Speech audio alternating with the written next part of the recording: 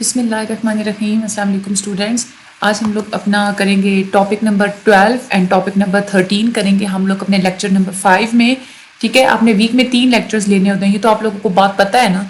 तो हम लोग चलते हैं आज के अपने टॉपिक की तरफ। आज का टॉपिक भी इंटरेस्टिंग है but this is very important.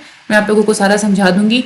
अच्छा, हमने ये पढ़ा था कि जो मेंटल थे ना, उन्होंने एक्सपेरिमेंट किए थे, उनके कैसे उन्होंने एक्सपेरिमेंट किए थे, क्या उनके क्वेश्चंस थे, उन्होंने एक्सपेरिमेंट को कैसे डिज़ाइन किया, उन्होंने एक्सपेरिमेंट को कैसे कंक्लूड किया, ये सब कुछ आज हम लोग इसमें जो है ना स्टडी करेंगे। जो मेंटल्स का जो सब्जेक्ट था ना, जो मेंटल थे, उन्होंने काम किया था जो पी प्लांट के ऊपर, यानी कि मटर का जो पौधा होता है उसके ऊपर। क्योंकि मटर का पौधा जो है वो ये होता है कि आप लोग उसको ईजिली कल्टिवेट कर सकते हैं और शॉर्ट सा लाइफ स्पैन होता है मटर का, और दूसरे बहुत सारे कैरेक्टरिस्टिक्स होते हैं। मटर में भी जो फूल होते हैं ना, वही एक रिप्रोडक्टिव ऑर्गन होते हैं। यानी कि जब भी मटर के दाने बनने होते हैं ना, तो पहले एक फूल बनता है और फिर फूल के अंदर रिप्रोडक्शन होती है, तो फिर वहां से बीज बनते हैं और वो मटर बनते हैं। ठीक है, बहुत सारे ऐसे फ्लावर्स होते हैं जिसमें मेल और फीमेल रिप्रोडक्टिव ऑर्गन्स जो है ना वो एक ही फ्लावर के अंदर होते हैं। मैं आप लोगों को यहाँ से एक पिक्चर है, यहाँ इसके थ्रू भी मैं जो है ना वो आपको मैं समझा देती हूँ। यहाँ पे आप ये पिक्चर देखें ना, ये एक फूल होता है। ठीक है, इसके अंदर ही कुछ मेल ऑर्गन्स होते हैं और फीमेल ऑर्गन्स भी इसी के अंदर होते हैं। इसी के अंदर ही सारा कुछ रिप्रोडक्शन होता रहता है और फिर जो है ना वो बीज वगैरह बनना, वो सब कुछ होता रहता है। ठीक है, ये हम लोग आगे जाके इसको स्टडी करेंगे। ठीक है, अच्छा यहाँ पे आप लोग देखें, ओवरी जो होती है ना वो एक फीमेल सेक्स ऑर्गन होता है। स्टिग्मा जो होता है ये फूल का वो पार्ट होता है जहाँ पे पोलन जो है ना वो लैंड होते हैं। साथ साथ आपको मैं दिखाती भी हूँ। ओवरी ये वाली होती है ओवरी। ठीक है, ये फीमेल सेक्स ऑर्गन होता है। ठीक है, ये फीमेल ऑर्गन होता है। और फिर उसके बाद वो क्या कह रहे हैं कि जो स्टिग्मा होता है ना, स्टिग्मा वो जगह होती है कि जहाँ पे पोलन्स जो है ना वो लैंड करती है, ये स्टिग्मा होता है। ठीक है, ये स्टिग्मा होता है। इसके ऊपर जो है ना वो पोलन्स लैंड करते हैं। पोलन्स क्या होते हैं, वो छोटे छोटे से दाने होते हैं। जब ये इसके ऊपर आते हैं तो वो यहाँ से सफर करके इस ओवरी के अंदर जाते हैं और फिर जो है ना वो बीज बनना स्टार्ट हो जाता है और मटर जो है ना वो प्रोड्यूस होता है। ठीक है, अब ये स्टिग्मा वो पार्ट होता है फ्लावर के जहाँ पे पोलन लैंड करते हैं और वो ट्यूब के थ्रू एक्सटेंड करते हैं और वो प्लांट के ओवरी के अंदर जाते हैं। अच्छा, ये तो हमने फीमेल वाला पढ़ा कि तो उसकी जो सेक्स ऑर्गन होता है ना वो क्या होता है, ओवरी होती है। मेल सेक्स ऑर्गन जो होता है ना वो कौन सा होता है, वो स्टेमन के साथ अटैच हुआ होता है, जो कि फिलामेंटल स्ट्रक्चर्स होते हैं। यहाँ पे मैं आप लोगों को ये दिखा देती हूँ। ये जो होते हैं ना, ये क्या होते हैं, हमारे ये फिलामेंट्स होते हैं, जिसको जो है ना हम लोग स्टेमन्स भी कहते हैं। ये जो है ना इसके ऊपर ये फिलामेंट स्ट्रक्चर होते हैं ना, इसके ऊपर ये स्टेमन्स लगे होते हैं गोल गोल। इन स्टेमन्स के ऊपर छोटे बिल्कुल छोटे छोटे से टीनी से जो है ना वो एक स्ट्रक्चर्स होते हैं, ऐसे दाने से होते हैं, उसको हम लोग कहते हैं एंथर। ठीक है, ये जो एंथर होते हैं ना, ये एंथर यहाँ से जाते हैं इस स्टिग्मा के ऊपर। ठीक है, ये मेल पार्ट है, यहाँ से अंदर जाते हैं स्टिग्मा के ऊपर। यहाँ से ये जो एंथर्स होते हैं वो यहाँ से सारे सफर करके ओवरी के अंदर जाते हैं, फिर जो है ना वो बीज बनता है। ठीक है, अब वो यहाँ से सफर करके जाते कैसे हैं, इसके एक तो ये तरीका होता है कि ये जो शहद की मक्खियाँ होती हैं या कोई भी मक्खियाँ होती हैं ना, वो जब एंथर्स के ऊपर बैठते हैं उनके पाँव के साथ जो है ना वो पोलन्स लग जाते हैं, वो दाने से जो है ना वो लग जाते हैं। फिर वो उड़ के जब स्टिग्मा के ऊपर जाती हैं तो वो फिर वहां पे जो है ना वो अटैच होते हैं, यहाँ से आगे जो है ना वो इस तरीके से इनकी जो है ना वो रिप्रोडक्शन होती है। ठीक है, ये भी हम लोगों ने पढ़ लिया कि एंथर्स जो होते हैं ना वो प्रोड्यूस करते हैं पोलन्स को, पोलन्स फिर स्टिग्मा के ऊपर लैंड करते हैं और फिर वो ओवरी के अंदर जाते हैं, वहां पे जो है ना वो एग फर्टिलाइज होता है।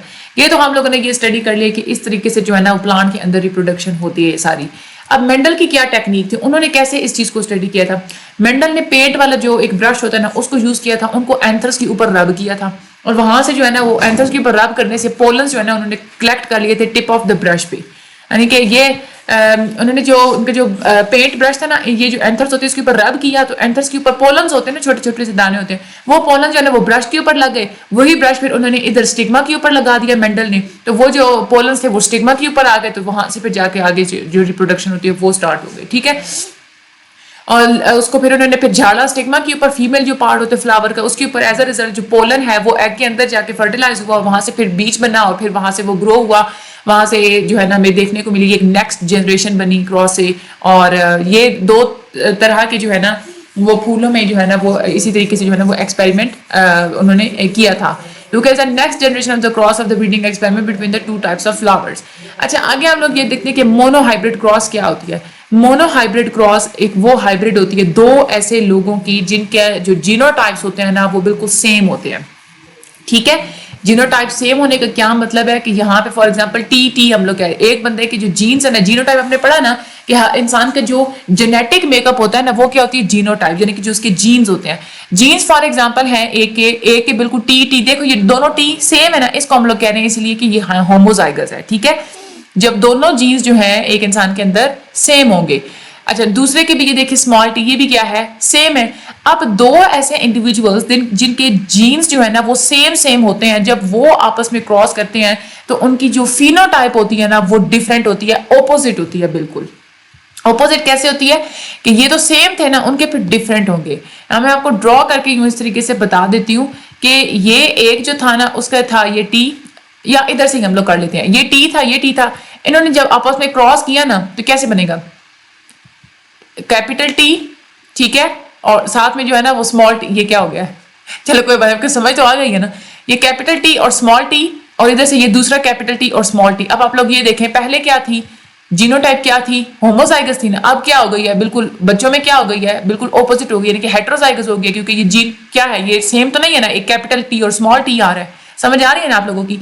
तो यही है कि मोनोहाइब्रिड क्रॉस वो होती है जिसमें जो जीनोटाइप होती है ना बंदे की, वो जब सेम होती है, जब ऐसे दो इंडिविजुअल जिनकी आपस में जीनोटाइप सेम होती है जब वो आपस में मिलते हैं तो उनकी जो फिनोटाइप होती है वो बिल्कुल डिफरेंट होती है, उनकी जो ट्रेट होती है वो हेटेरोजाइगस होती है। दो मोनोहाइब्रिड ट्रेट्स के दरमियान जो क्रॉस होता है उसको हम लोग मोनोहाइब्रिड क्रॉस कहते हैं। मोनोहाइब्रिड क्रॉस ही रिस्पॉन्सिबल होता है कि जिससे इनहेरिटेंस जो है ना वो एक जीन ही इनहेरिट होकर आगे जाता है। अब यहाँ पे आप लोग देखें, अगर हम लोग, ये तो दो ऑफ स्प्रिंग्स है ना, इसमें हम लोग अगर एक ऑफ स्प्रिंग की बात करें तो इसमें क्या हुआ है कि एक जीन इधर से आया है और एक जीन जो है ना वो इधर से आया है, यानी कि कैपिटल टी इधर से आया और दूसरा स्मॉल टी इधर से आया। इसको हम लोग इजिली शो करते हैं पनेट स्क्वायर के थ्रू। पनेट स्क्वायर वो ऐसे होता है, वो ये कहते हैं कि साइंटिस्ट कहते हैं कि ये एक होता है स्क्वायर, ठीक है, यहाँ पे हम लोग कहते हैं कि फॉर एग्जांपल के कैपिटल टी वाली जो है ना वो हम लोग इधर रख देते हैं, ठीक है, और ऊपर जो है ना इधर जो है ना वो हम लोग स्मॉल टी वाले रख देते हैं, ठीक है। तो ये हो गया स्मॉल टी वाले ये दोनों। अच्छा, जब यहाँ पे आप लोग देखें तो यहाँ पे प्रोडक्ट क्या आएगा, इस बॉक्स के इधर क्या है, कैपिटल टी है, यहाँ पे आ गया जी कैपिटल टी, ठीक है, और इधर से ये क्या है, स्मॉल टी है, यानी कि इसके साथ क्या आ जाएगा पहले ब्लॉक में स्मॉल टी, ठीक है। अब दूसरे में चलें, यहाँ पे देखें, यहाँ पे क्या है, कैपिटल टी है, ये सामने कैपिटल आ जाएगा, कैपिटल टी ही, उसके ऊपर क्या है स्मॉल टी, तो यानी कि कैपिटल टी और स्मॉल टी। यहाँ पे भी अगर देखें तो क्या होगा, ये कैपिटल टी इधर, ठीक है, ऊपर क्या है स्मॉल टी, और इधर भी देखें तो यहाँ पे कैपिटल टी स्मॉल टी। ये पनेट स्क्वायर होता है कि जब इस तरीके से जब होमोजाइगस जब भी होते हैं ना आपस में जब क्रॉस होती है तो उनकी जब हमेशा हेटेरोजाइगस ही होते हैं, यानी कि capital T small T, capital T small T, इस तरीके से जो है ना वो आएंगे, ठीक है। आगे हम लोग चलते गए, मोनोहाइब्रिड क्रॉस जो है ना वो जेनेटिसिस्ट इसी को ही वो यूज करते हैं कि होमोजाइगस ऑफस्प्रिंग्स को ऑब्जर्व करने के लिए, और कि हेटेरोजाइगस जीनोटाइप कैसे जो है ना वो इनहेरिट होके आती है पेरेंट्स से, कि पेरेंट्स अगर उनकी जो है ना वो उनकी अपनी अपनी होमोजाइगस हों भी सही तब भी बच्चे हेटेरोजाइगस क्यों होते हैं, तो वो इसीलिए होते हैं। अब यहाँ पे ना जो मेंडल है उन्होंने दो लॉ बताए थे, एक तो फर्स्ट लॉ था सेग्रीगेशन का और एक था सेकंड लॉ ऑफ सेग्रीगेशन। सबसे पहले हम लोग ये पढ़ेंगे फर्स्ट लॉ ऑफ सेग्रीगेशन वो क्या कहते हैं। मेंडल ने अपने जो जेनेटिक लॉज थे वो उन्होंने बनाए थे 1866 में, पी प्लांट को उन्होंने यूज किया था, लेकिन बाद में फिर इस तरह की कोई स्टडी साइंटिफिक लिटरेचर में हमें देखने को नहीं मिलती, 1900 तक हमें देखने को नहीं मिलती। मेंडल ने जो टर्म यूज किया था ना वो था चांस का या प्रोबेबिलिटी का। वो ये कहते थे कि इतने जीन्स के ट्रांसफर होने का, इतने ट्रेस के ट्रांसफर होने का चांस होता है, उन्होंने चांस का वर्ड जो है ना वो यूज किया था। मेंडल का जो पहला लॉ वो यही कहता है कि इंडिविजुअल जो होता है ना, कोई भी इंसान होता है उसके अंदर दो जीन्स होती हैं, जैसे हम लोगों ने ऊपर पढ़ा ना कि एक में जो है ना दो जीन्स कैपिटल टी था, दूसरे में स्मॉल टी था।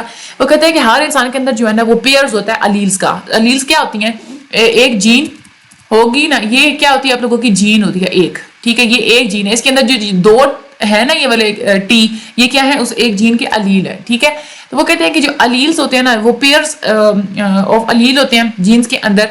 तो अब क्या होता है कि हर इंसान के अंदर एक अलील कॉपी होके फादर की तरफ से जाता है और एक अलील कॉपी होके मदर की तरफ से जाता है, ठीक है। तो यही बात हमने ये की थी ना कि फॉर एग्जांपल ये अगर फादर के अगर ये जीन्स हैं तो फादर के ये दो अलील्स हैं कैपिटल टी और मदर के ये हैं स्मॉल टी। यहाँ से आप कोई भी ऑफस्प्रिंग होगा तो वो एक अलील फादर से लेगा, एक अलील मदर से लेगा। जैसे हम लोगों ने ये भी पढ़ा था ना, ये एक अलील ये फादर वाले ये मदर वाले, ये अगर एक ये इंडिविजुअल है ये भी एक अलील फादर से लेगा ये मदर से लेगा, ये इंडिविजुअल है ये भी एक अलील फादर से लेगा मदर से लेगा। वो भी यही फर्स्ट लॉ ऑफ सेग्रीगेशन यही होता है कि कोई भी इंसान होता है ना वो अलील्स को जो है ना वो कॉपी करते हैं और जो चांस होता है ना अलील का वो इक्वली होता है, सारी अलील्स का एक जैसा ही चांस होता है कि वो कॉपी होकर अंदर जाएंगी। आगे जो है ना वो जाएंगी। अच्छा, अब ये देखें आप लोग कि ये फॉर एग्जांपल कि ये दो जीन क्या है, एक ही है ना, जीन एक ही है, लेकिन इसके अंदर अलील्स कितनी है, दो हैं। अब एक जीन के अंदर वो हम लोग कह रहे हैं कि अलील्स की सेम चांस है, यानी कि इसका भी 0.5 चांस होगा और इसका भी 0.5 चांस होगा। समझ आ रही है ना आपको? यानी कि जो अलील्स जो कॉपी होके आगे जो ट्रांसफर होंगी, हर अलील का 0.5 ही चांस होगा। क्यों होगा? क्योंकि एक जीन के अंदर, समझ आ रही है ना, जीन एक है, उसके अंदर दो अलील्स हैं, तो 1 को अगर 2 पे डिवाइड करें तो 0.5 ही बनता है ना, इसलिए 0.5 चांस होता है। तो ये एक बेसिक सेटअप होता है जेनेटिक्स के अंदर। पेरेंट्स, अगर उनके जो पेरेंट्स होते हैं उनके दो अलील्स होते हैं, हर जीन के दो अलील होते हैं, हम लोग ऊपर पढ़ चुके हैं ना, हर जीन के दो अलील। तो पेरेंट के पास जो है ना वो चांस होता है कि 0.5 चांस होता है कि वो अलील्स को ऑफ स्प्रिंग्स को उन्होंने पास ऑन करना होता है।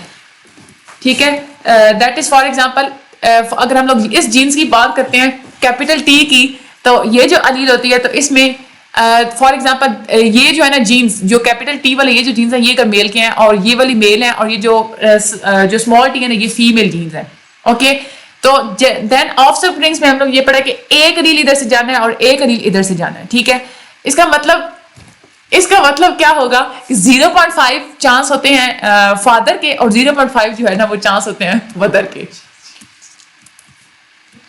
ठीक है, तो ये पेरेंट्स जो होते हैं ना दोनों के पास 0.5 चांस होते हैं कि उनके अलील्स जो है वो पास ऑन होकर आगे ऑफ स्प्रिंग्स में जाते हैं। फॉर एग्जांपल अगर एक पेरेंट है उनके जो है ना नॉर्मल जीन्स भी जो CF यानी कि जो जीन्स नॉर्मल जीन्स जो है ना है, और उनमें जो है ना म्यूटेंट जो है ना वो जीन्स भी हैं। ठीक है, अब हर पेरेंट के पास जो है ना वो 0.5 चांस होगा कि या तो उनकी जो म्यूटेंट जीन्स ही पास होंगे, यानी कि म्यूटेंट जीन्स के पास होने का 0.5 चांस होगा, या फिर जो नॉर्मल जीन्स होते हैं उनके भी पास होने का 0.5 चांस होगा। ठीक है, इसी तरीके से चाहे मेल है या फीमेल है 0.5 चांस होते हैं कि वो अपने नॉर्मल जीन्स को ऑफ स्प्रिंग्स के अंदर वो ट्रांसफर करते हैं। अच्छा, उसके बाद सेक्स क्रोमोसोम्स होते हैं, इसी तरीके से वो भी काम करते हैं, यानी कि हमेशा जो फीमेल्स होती हैं ना उनमें हमेशा सेक्स क्रोमोसोम्स होते हैं XX। ये भी बात आप लोगों ने याद रखनी है, आप लोगों के MCQs में आती है। लेकिन जो मेल होते हैं उनमें जो X क्रोमोसोम्स होते हैं ना वो हमेशा होते हैं XY। ठीक है, XX एंड XY ये भी इसी तरीके से काम करते हैं। अब ये जो X लिंक क्रोमोसोम होते हैं, आप लोग मदर की अगर सिर्फ बात करें तो उसकी जो दो अलील्स हैं वो तो दोनों ही हैं X वाले। इसका मतलब क्या है कि उसके पास 0.5 चांस है कि वो उसने X जो क्रोमोसोम से उसने आगे पास ऑन करने हैं, क्योंकि उसके पास है ही X। ठीक है, 0.5 इस X का हो जाएगा और 0.5 चांस इस X का हो जाएगा। लेकिन जो फादर होता है उनके पास ये चांस होता है कि ये अब X है और ये Y है, तो 1% चांस होगा X पास ऑन करने का और 1% चांस होता है Y पास ऑन करने का, क्योंकि वो दोनों डिफरेंट है ना, तो दोनों का जो है ना 1 चांस वो पूरा होगा। ठीक है, अगर यहाँ से अब मदर जो है वो उसने तो करना ही एक ही, उसने X को आगे इनहेरिट करना है। फॉर एग्जाम्पल यहाँ से इसका X ये आगे इनहेरिटेड, अच्छा यहाँ से अगर ये X इनहेरिट करती है, ठीक है, और ये जो फादर है ये भी अगर X इनहेरिट कर देता है, ठीक है, सॉरी मैं यहाँ से ना आपको थोड़ा सा रेज करके अगेन मैं थोड़ा सा नीट करके बता देती हूँ। अच्छा ये अगर हमने क्रॉस किया, मदर ने भी अगर X ही इनहेरिट किया, ठीक है, और इधर से फादर ने भी X इनहेरिट किया, तो फिर ऑफ स्प्रिंग कौन होगी? डॉटर होगी। क्यों? क्योंकि हम लोग पढ़ चुके हैं कि अगर डबल X क्रोमोसोम्स हमेशा फीमेल्स में ही होते हैं। ठीक है, लेकिन अगर देखें हमें ये तो पता है कि जो फीमेल है ना उसने तो करना ही X ही इनहेरिट है, फीमेल ने X इनहेरिट किया, लेकिन जो मेल है अगर उसने Y इनहेरिट कर दिया तो क्या होगा?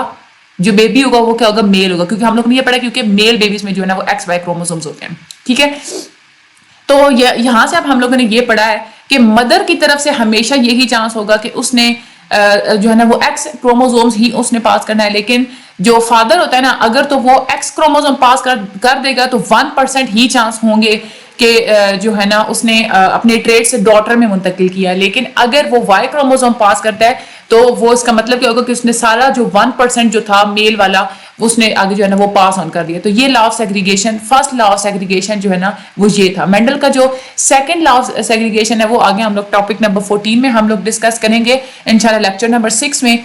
तब तक आप जो है ना इसको आप अच्छे से आप लोगों ने हैंड आउट को रीड करते, बस इसमें समझने वाली चीज है वो आप लोगों ने चीज को समझना है, तो बाकी आप लोगों को कोई भी मसला नहीं होगा। ठीक है, बाकी मुझे अपनी दुआ में हमेशा याद रखिएगा। अल्लाह ताला आप सब लोगों की मदद फरमाए। चैनल को सब्सक्राइब कर दें, शेयर कर दें, ग्रुप ज्वाइन करना चाहते हैं डिस्क्रिप्शन में लिंक है, ग्रुप भी ज्वाइन कर लें आप लोग, हर चीज वहां पे आपको प्रोवाइड की जाती है।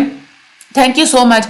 एंड एलएमएस अगर किसी ने हैंडल करवाना हो, जो जॉबियंस होते हैं एलएमएस नहीं हैंडल करवा सकते, तो आप लोग वो भी हैंडल करवा सकते हैं। उसके लिए भी आप लोग कमेंट सेक्शन में मुझसे कांटेक्ट कर सकते हैं। इंशाल्लाह आप लोगों को जो है ना वो बिल्कुल 100% रिजल्ट दिया जाता है। You can verify my result also. आप लोगों को पहले रिजल्ट दिखाया जाता है, उसके बाद ही जो है आपने पे करना होता है।